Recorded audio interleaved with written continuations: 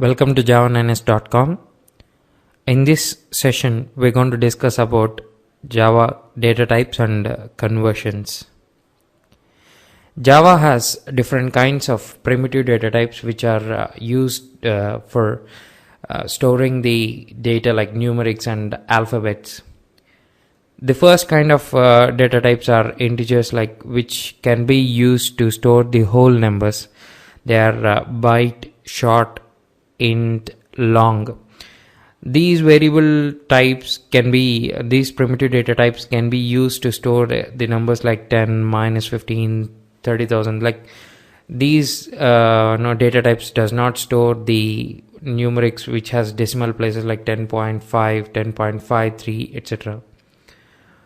And the second cut is about the float and double, which store the decimal places, numbers with decimal places like 25.6, 44.567, and also the negative numbers like minus 23.46.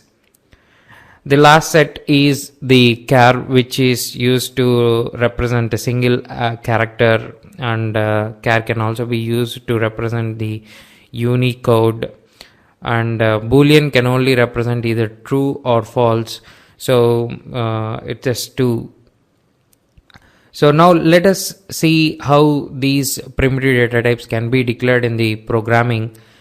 The primitive data type declaration is straightforward and inherited from C, so it's not really tough to understand. It's just straight, like byte A is equal to 20, short B is equal to 22, int C, and long.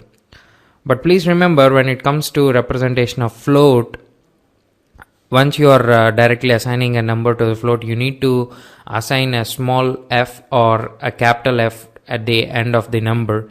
So you are explicitly telling that this value should be fit into the float. So, and when it comes to double, it's directly you can represent the 2234.5, or you can append small d or capital D at the end of the number.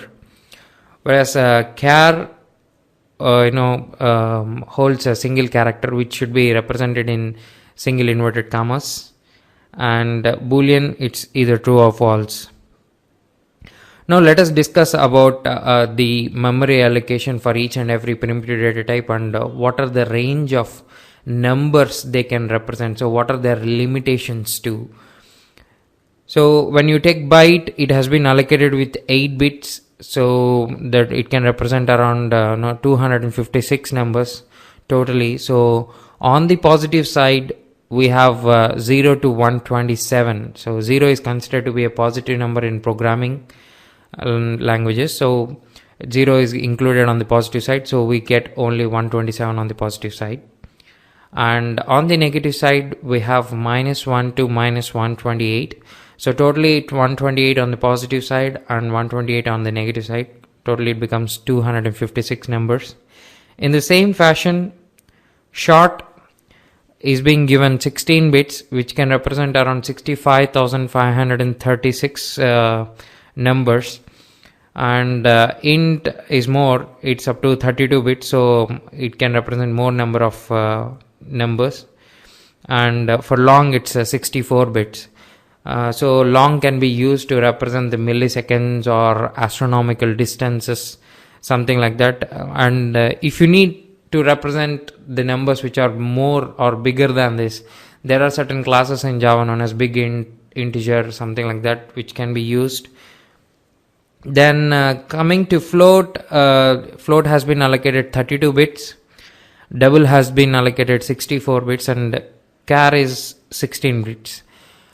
Please remember that we know ASCII values, like there are 256 characters which needs 8 bits to represent, but here in Java, char has been given 16 bits because it's going to represent 65,536 characters from different languages around the world. So that's the reason why Java has got internationalization support, which can represent languages like Chinese, Sanskrit, Tamil, different languages from around the world. So when it comes to boolean, it's just going to store true or false. So please remember that it's not just one bit, like 1 or 0. Please don't get confused. It all depends on the kind of operating system the JVM is running on. So we say it as an JVM dependent. Don't ever say it's just 1 bit. It's not 1 bit. It is all depending on the JVM and which operating system the JVM is running on. And remember, one should have a very good understanding of what are the limited range of numbers that these primitive data types can store. Very important to understand. I would like to explain this with an example. Ariane 5 is a rocket launching vehicle which has used one of its software package which is used in Ariane 4, which is an earlier version. But Ariane 5 can fly more higher heights than Ariane 4. So because of which, there was a kind of conversion between one data type to other data type. So there was a floating point value which has to be assigned to an integer type which can only hold a 16-bit. So eventually, when a bigger type was tried to assign to a lower memory value, the software has failed to handle this conversion, and the rocket has got blasted in seconds. Within few seconds it was launched. So please remember, when you are using a data type, you need to have an idea of what kind of range this data type can be assigned while the software is running. What could be the range? So you should have a clear understanding of the probable values that might come into this data type. And when it comes to default values, please remember that these data types can be declared as an instance variables or local variables. The local variables are those things that are declared inside a method, and instance variables actually represent the properties of a class. So when they are declared as instance variables and if they are not assigned to any value, then JVM gives them the default values. So for when you say byte B and just leave it without assigning a value, then JVM gives the value as 0 automatically. So byte, short, int, long will be assigned 0. Float and double will be assigned with 0.0, and char will be assigned with /u 0000, which is actually a blank space, which is a Unicode value, and boolean will be assigned with a false. So please remember, it's only the instance variables which will be given the default values. And coming to the type conversion, please remember that it is easy to assign a shorter value to a bigger range data type. Like byte can be assigned to short can be assigned to int, and long. This will be done implicitly by the underlying virtual machine. But when it comes to the reverse way, that means when you're trying to assign long to integer and to short and byte, you need to explicitly say to the JVM that you want to force to go ahead with the conversion. With this, there might be some loss of data or incorrect values might come out. So please remember that when you are trying to assign a bigger range of values to the smaller range data types, obviously explicit casting is needed.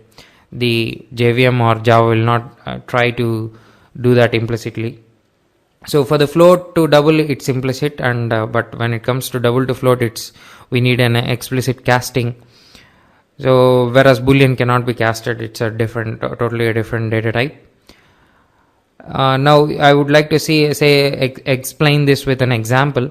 Here you can see that I am declaring an byte C is equal to 120. 120 is within the range of byte, because on the positive side it can hold up to 127. So when I am assigning this byte to a short, it will directly take it. There's no problem in assigning this to a short data type.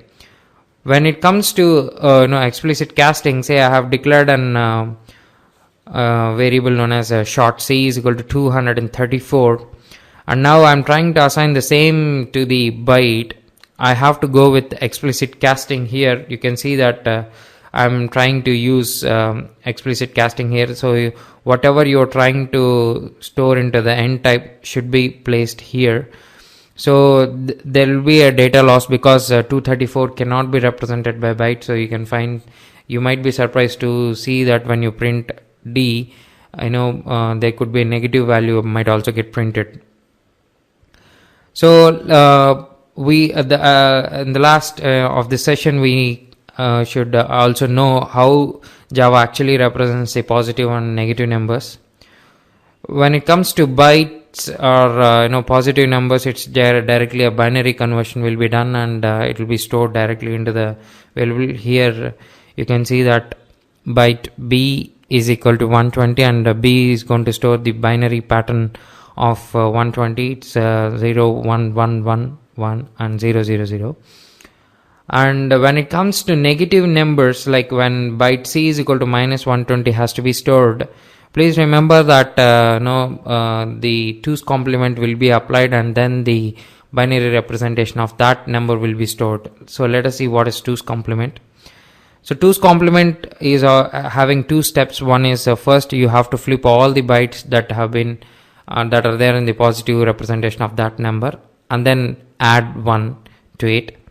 So here we have got 120, which here we got the positive number representation in binary format, and I'm adding 1 to it, flipping all the numbers, so ones to zeros, we get this one, and I'm adding 1, we get 1 0 0 0 and 1 0 0 0.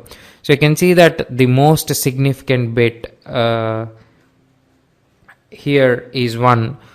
This is where by looking at this binary value, when the MSB is 1, then the JVM comes to a conclusion that the underlying number is a negative representation, so it assigns a negative value. So it converts it to a number and assigns a negative symbol to it. So please remember, if you have 1 at the most significant bit, then it will be interpreted as a negative number. So let us see a small example of the data types here. I'm creating an class known as data type.